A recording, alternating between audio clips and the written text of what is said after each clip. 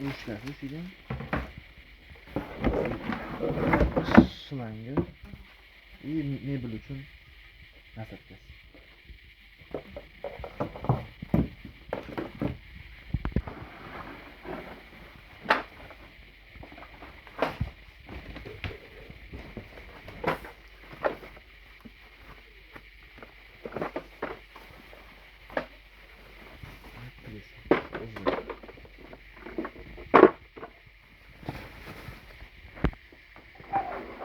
Sesimiz yani topukta.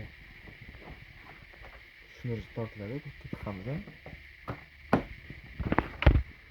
Mana bu yoqda qizil knopkasini boshini bosib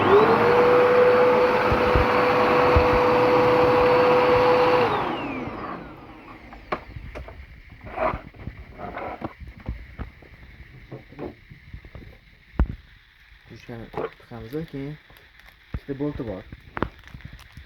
Ikkita chetiga qotiriladi. O'shanda bolt chap turadi. Ama saru knopkasini bossanglar egadi bemalol ishlab turasiz.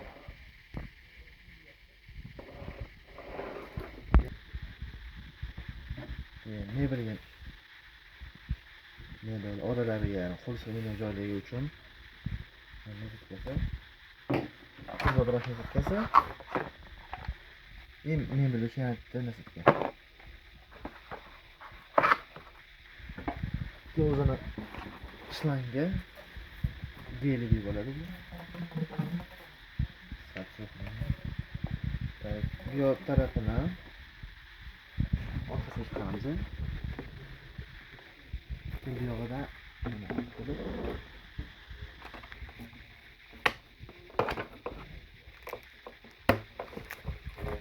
bu yog'ini ulanadi.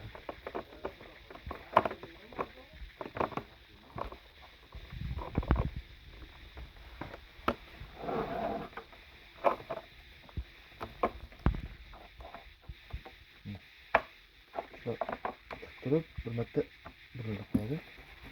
Tepasidan keyin bu yoqqa keliriladi.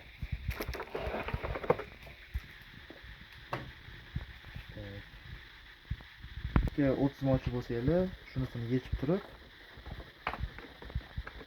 orqasidan mana bu yoq tagidan olib turib nasibga lab qo'yaverasizlar. U yog'i уже nasib ishlaydi. Yoki turbografiga bosinglar. Mana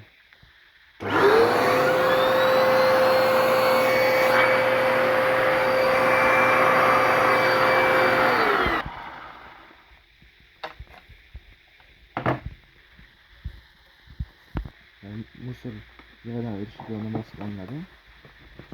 Bu knopkasini bossa to'k o'riladi. Tepasida mana o'zin joyi bor.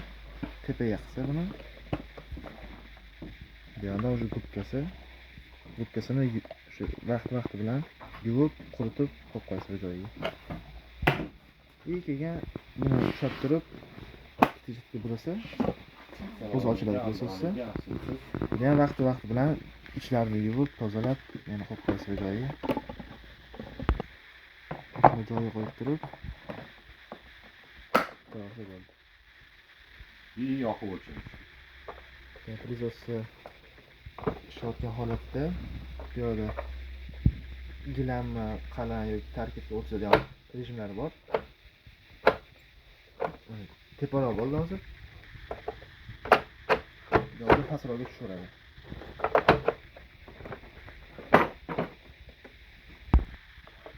Oxirida mana stokini tanasini yig'iladigan joyi.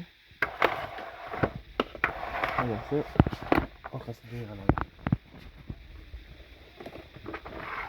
Qalqiladi.